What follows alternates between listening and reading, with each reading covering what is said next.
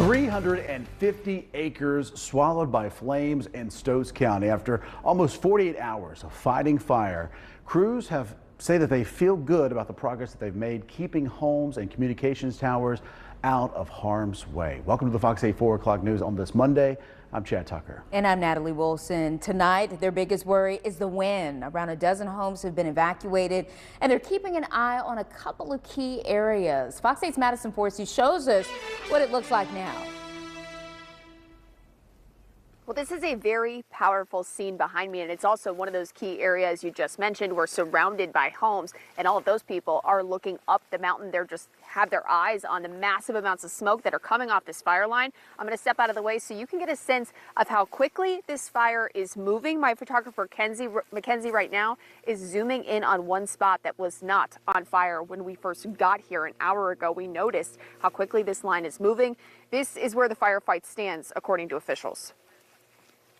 Just the drought that we're in right now and extreme fire behavior and just the ruggedness of that terrain, it couldn't have been in a more difficult spot. That difficult spot is growing and spreading down the mountain.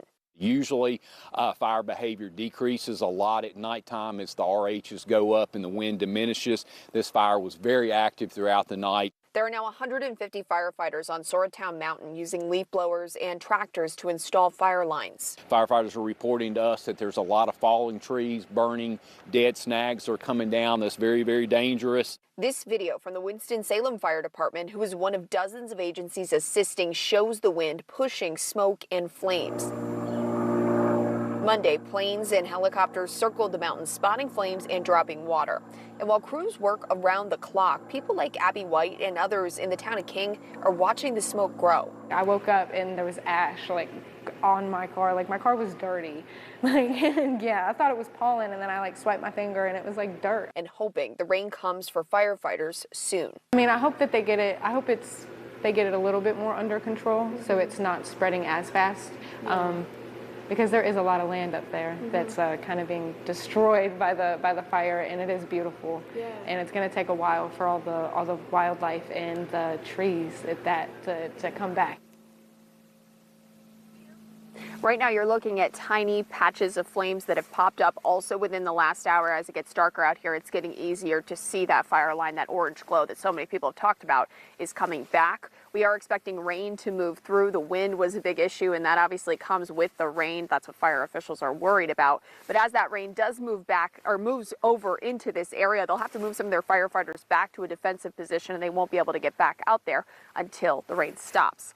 Now ahead at 5, hear from 2 different people living in the shadow of these flames, of this smoke, that are afraid that they could lose everything. In Stokes County, Madison Forsey, Fox 8 News. All right, Madison, thank you. I want us to bring in Chad Tucker with this. Chad, this is your community you've grown up in. You have some family property here, and you were out there earlier today. Yeah. Tell us a little bit more about this line of fire and the concern right now. Absolutely. It's actually kind of grown even more towards the east than when we did this map earlier. It's now getting, first of all, some directions here. This is Camp Haines right here. A lot of people know about Camp Haines. This is the top of Soratown Mountain. This is McKay Lane going up to the mountaintop youth camp. Yeah, let's see. But this is Camp Haines area, and that line from what you just saw with Madison is now kind of going a little bit more into the front of the south side of the mountain. There's about a dozen homes on top of the mountain, and one of the good things that we've seen is a lot of the firefighters. They are just manning each home, keeping an eye on that in case the fires get up to the homes. There are couple homes here along these roads. This is YMCA Camp Road here. Yeah, our big hope is that rain that comes in tonight.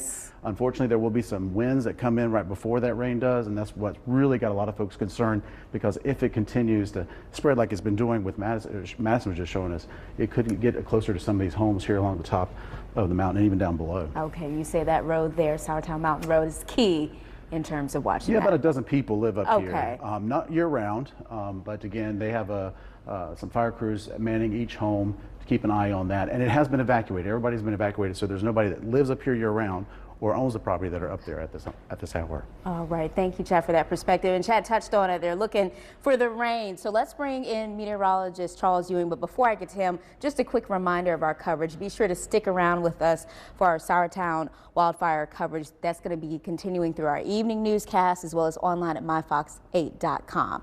Okay, so